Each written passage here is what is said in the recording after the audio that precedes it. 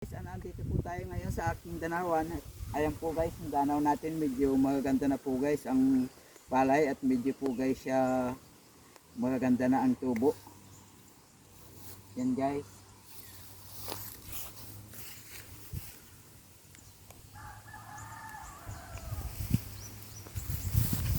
Tara naman guys at puntahan natin yung bahay natin nagiba na bahay palay natin.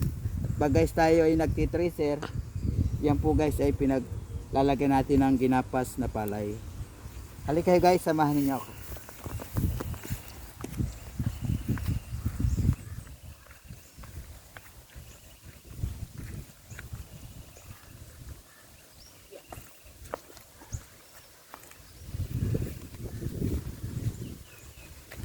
Ayan guys, ang danawa natin na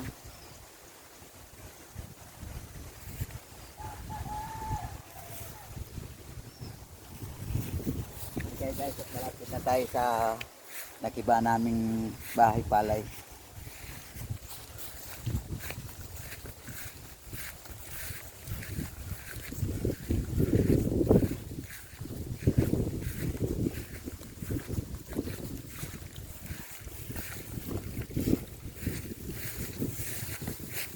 Nagiba na.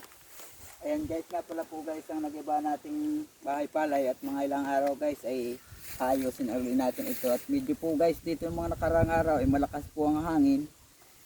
Kasi po guys maulan, napakaulan. Ay nagiba po siya guys. Ayan guys. Yung mga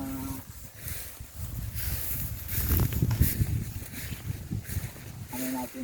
Medyo guys palitan na rin guys siya ng bubong, kaya guys yata hindi na natutuluan na bulok na ang mga haligi. Ayan guys, thank you very much guys sa mga sumusuporta sa amin dyan.